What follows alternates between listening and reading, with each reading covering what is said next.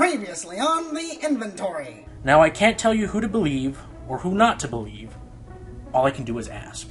My name is Airwaves, we are the inventory, and we're not going anywhere. Now I want whoever it was that poisoned the tea to speak up so we can find out who is behind this.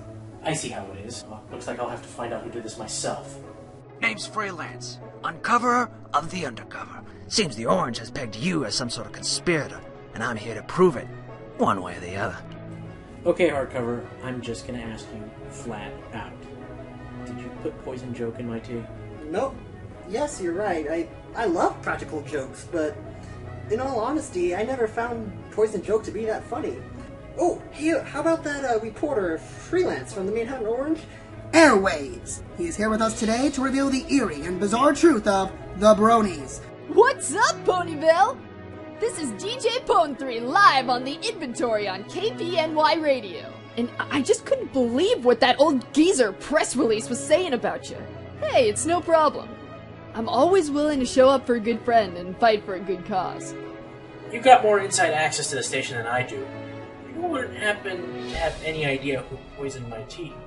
Yeah, I've been meaning to talk to you about that. So anyway, I wake up to hear this strange rumbling. I followed the sound to a door leading to the equipment room, and all I found was this. Yeah, it's definitely poison joke. Are you absolutely sure? Totally has to be. And now for the continuation of the inventory on KPNY. Well, aren't you just a fine piece of work? You've blamed just about every pony in this building, and you are nowhere close to finding your culprit. And to think you'd become so desperate as to accuse me! You're grasping at so many straws, it's downright pathetic! Well, who else could it be? You've had it out for me since day one. Every time you and I have been on the air together, a fight's broken out, or an argument started, or who knows what. I've been wondering why you've even bothered to stick around like this, and it finally makes sense. You don't care about becoming famous or anything like that. You've just been trying to sabotage the show this entire... I've had just about enough of your paranoid ramblings. I was in the recording booth the entire morning preparing my presentation. At what point would I have had to place the poison joke in your tea? Well, obviously you could have, but how did you... I know you had something to do with it. The entirety of Equestria is not out to get you. You are so preoccupied with seeking out enemies that you are neglecting the true enemies that are right in front of you. You're right. I'm sorry. I apologize, Fairy Tale. I've just had a lot on my mind. I didn't mean to snap at you like that. Look, between the things that the ponies have been saying about me and the whole defending the Brony things, I feel like I'm at my wit's end. Conspiracy and treachery amongst the ranks of KPNY drives devious disc jockey to wit's end. Rumors of sabotage and treacherous intent pervade the mysterious halls of Ponyville's KPNY radio. While they're not busy spreading fear and panic across Equestria with their fantastical lies and stories, they spend their time spreading this very same fear amongst themselves, as the host of the show, Airwaves, finds it difficult to determine which of his closest supporters he can actually trust. This raises the question, how does one who has such drastic trust issues ask of other ponies to trust him? I'm sure my dedicated readers of the Orange will eat this up. Ha! Freelance! How long have you been standing there? As long as I needed to be. Like I said, the enemy is in front of you. Been meaning to have a talk with you, Waves. Alone, if you don't mind. And what could you possibly want to talk with me about? Anything you wish to convey to the farm hoof can be accounted to me as well. Got yourself your own little bodyguard now, Waves. That's cute. You arrogant piece of... Calm down, Fairy Tale. It's alright. I can handle myself. Fine, but don't let your guard down. I know cunning when I see it.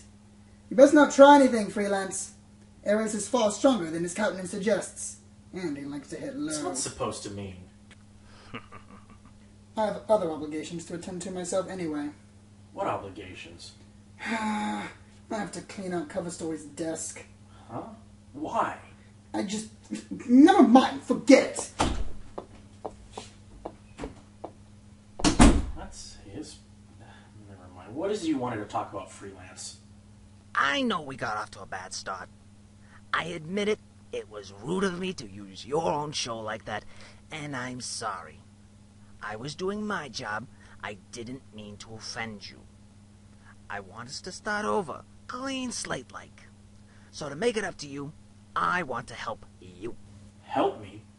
You're the one calling me a liar on the airwaves. Nah, the oranges.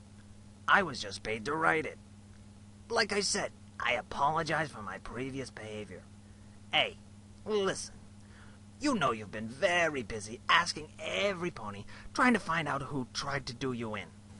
Do me in? That's rather of a chilling way to describe it. Poison joke isn't lethal. Ah, but it'd be lethal to your cause. It becomes quite apparent that you'd got the rabble-rouser in your midst. A saboteur. A traitor. That's nonsense. I've already asked every pony, and none of them said they did it. And you believe them just like that? You don't have very good investigative skills, do you? Those so-called friends of yours?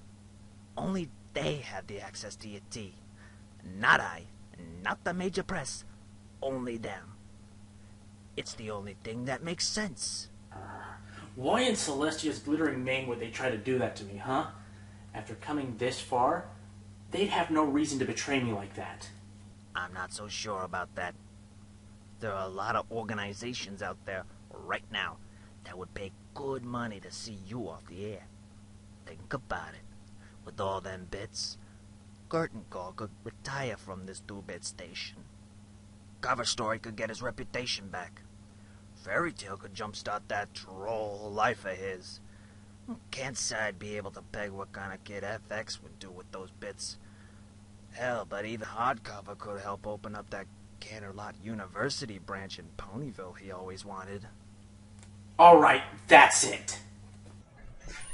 You pear sprite scumbag! Please try to calm down, Cover Story. Let's be civil about this, alright? Civil? I'll show you civil. I'll go civil all over your stupid flank. No, stop! That doesn't even make any sense! Cover Story, please! Violence isn't going to solve anything! Violence. Right. Cover Story, let it go. I'm done listening to this fraud of a pony. I full-heartedly believe in my friends, and nothing's going to change that. Now I have a show to go prepare for. So if you don't mind, Freelance, I'd like you to leave. Go flap your gums at some pony who gives a flying feather. And I suggest you do so right now. Because I'm not sure how long Hardcover can hold Cover Story back. Alright. If you want to wallow in your ignorance, that's fine with me. Just don't come crying at me when you find those friendships of yours start crumbling around you. That was a close one. For a second there, I thought I was going to have to knock you two out with my book. It's fine. I shouldn't have let myself get so riled up. Thanks for the help back there. Hey, anytime. I'm sorry, too. That pony makes me so furious sometimes. Makes me want to punch my hoof through a wall. Oh, so that was you? Or you have thought sound effects of riding the scooter through the hallways again. Yeah, I better go take care of that. Anyway, good luck with the broadcast today. Well, that gives us some time before the show starts. You ready, Hardcover? Oh, actually, let me make a quick run to the bathroom before we begin. Mind if I leave my book here? Yeah, sure. Go on ahead. Alright. Might as well get my head in the game. Luna's Guide to Peaceful Resolution. How does that even... Never mind. Where's today's material? Oops. Dang it. I knocked over Hardcover's book. Tear me a new one if I damaged it. What's this? Looks like a bookmark. It's a blue leaf. Oh, dear Celestia. Hardcover, why?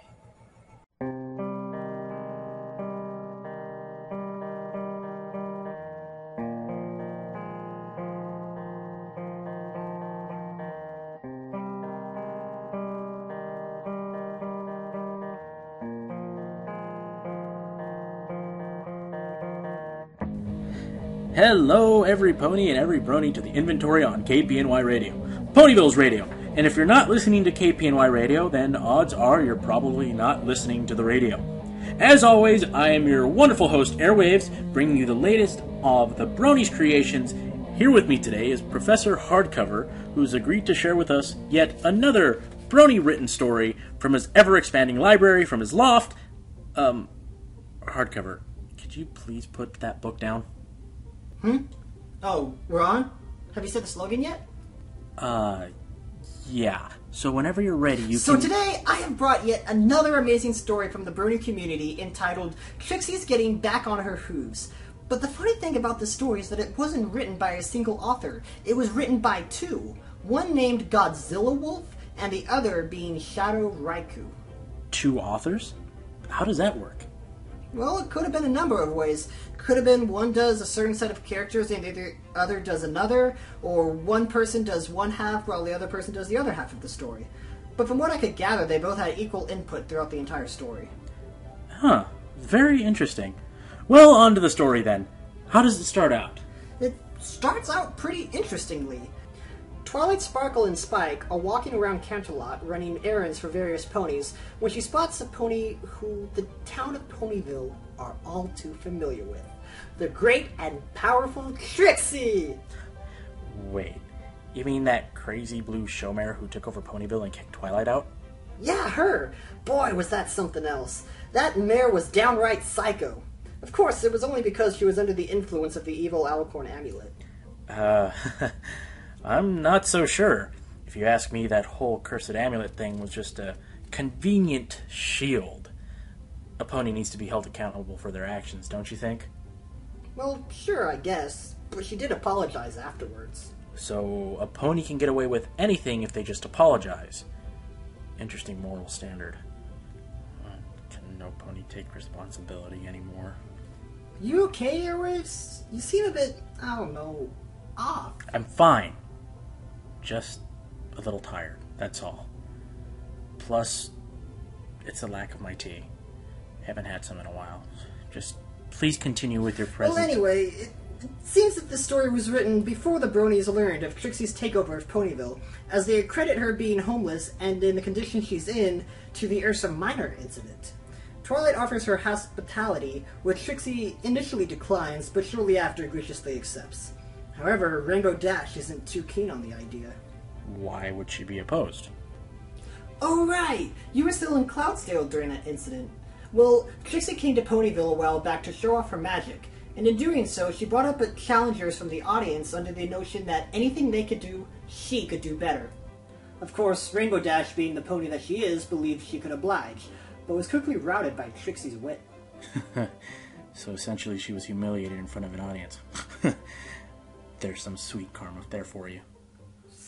Still, it was a little hard to watch. I don't quite think she deserved it. And did I deserve what happened to me in Cloudsdale? Or what happened to me 2 broadcasts ago? Are you suggesting Rainbow Dash put the poison joke in your tea? If only it was that simple. Yeah. So, Rainbow's not too happy about Trixie returning, but nonetheless, Twilight still invites her to stay with her. And I assume Trixie slowly starts integrating herself into everyday life. How exactly does she go about it? Well, Trixie's first goal is simple. Get back on her hooves. But disaster follows her at every turn.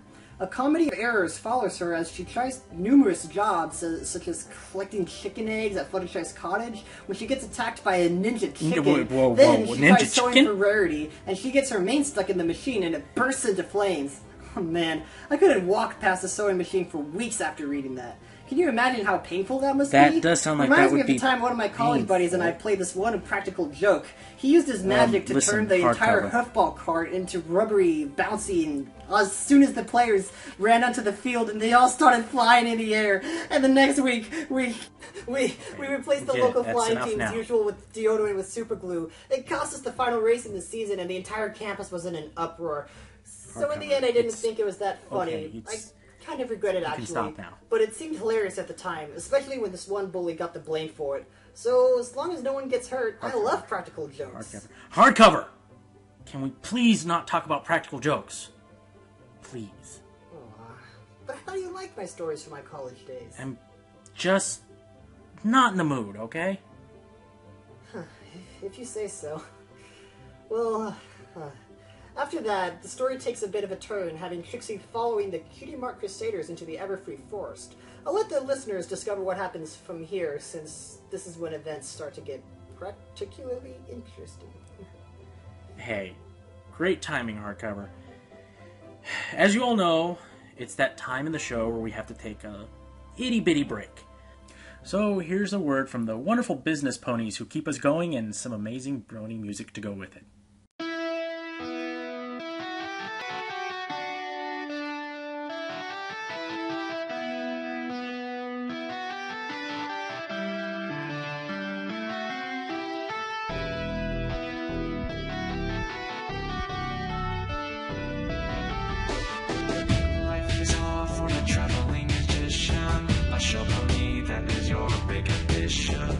It's a loop, and times are tough. Leave with Pony Bill ain't just making enough. So you find an easy crowd. Time for setup and think out loud. As nervous as you are, you find your strength. Your small lies can't take you to the leads.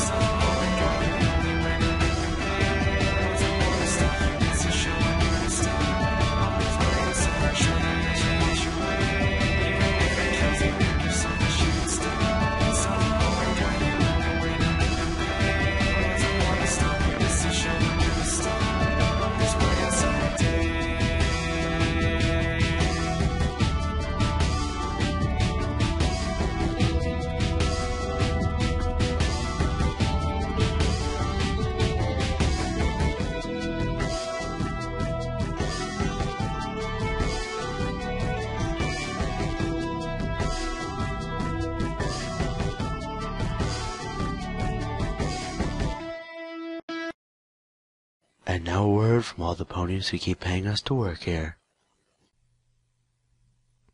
Your hooves are not the same without socks. Life is really cold without socks. That's why we call on Minty's catalog, because every pony needs a pair of socks. Winter's coming. Brace yourselves with some of Minty's socks. Buy a pair today. Now selling scarves, the perfect sock accessory. No one likes unsightly, unshined hooves. Hide those abhorrent crimes against fabulosity at any time with Rarity's emergency boots. They are comfortable, fashionable, and taste great. Make sure to grab them before the fashion gets too old. Purchase them at Carousel Boutique. Still having a sale on all giant hats. Buy some, please.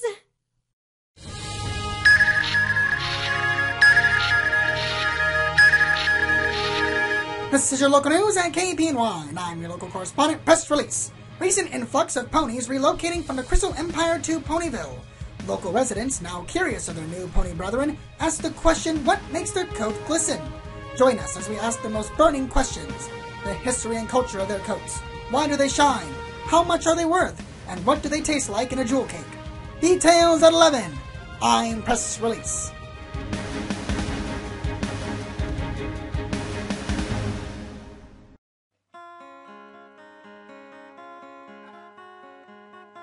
Airways, are you sure you're alright?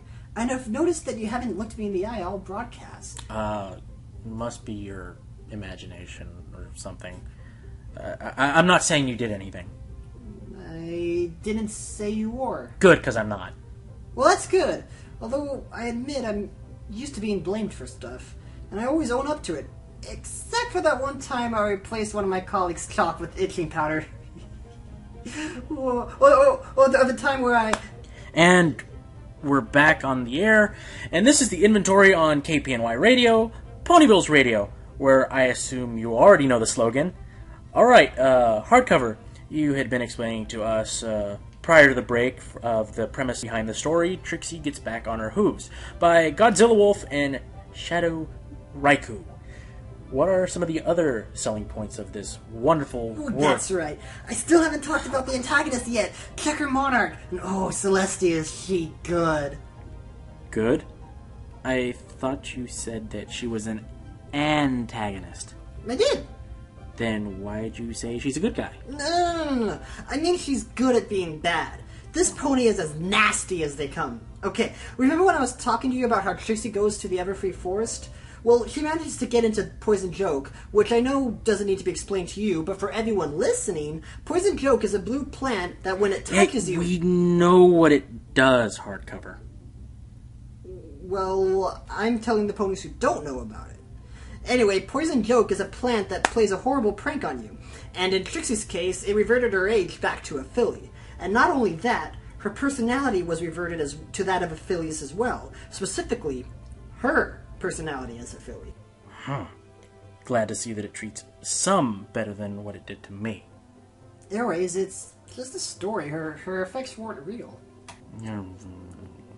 So, where does Checker come into play with all this? Well, Trixie is in her filly-like state. Honestly, she isn't able to do much work, and this is when Checker begins to make her move.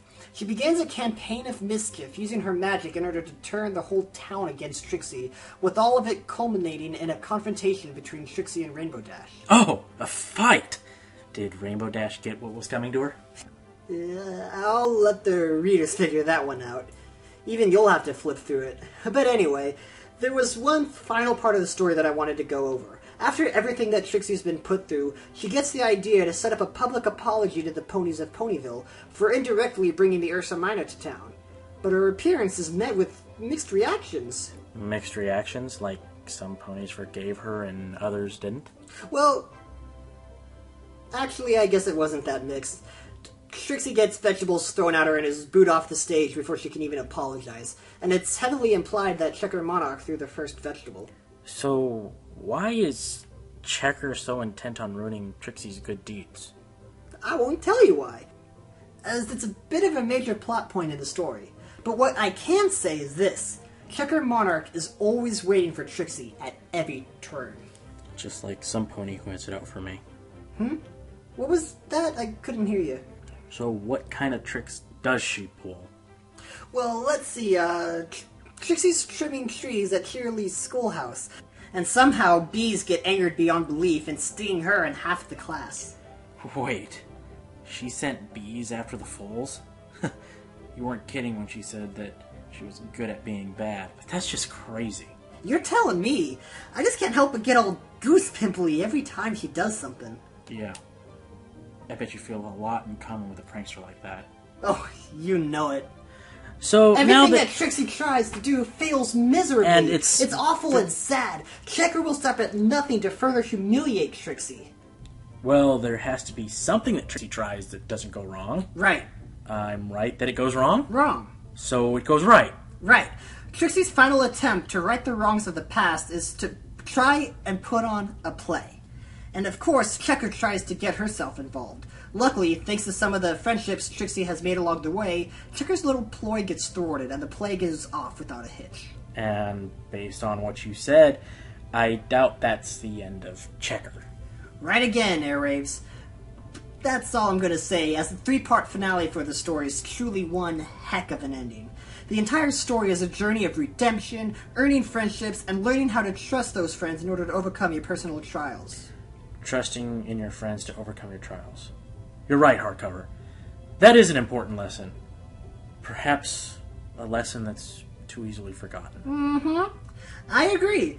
Plus, I had a wonderful time reading this story and was left feeling extremely satisfied at the end. I'd like to remind everybody that we do in fact have multiple copies of this story printed here at KPNY Studios, and would love nothing more than for you to come and pick up a copy. And that concludes our broadcast for the night, so say goodnight, Airwaves. Hardcover. Yeah? You do remember that you're not hosting this broadcast, right? Oh, yeah. Sorry about that, Airwaves. I just had so much fun saying it last time that I wanted to say it again. It's quite alright, Hardcover. In any case, he is right, every pony. So have a very good night. This is Airwaves at KPNY, signing off.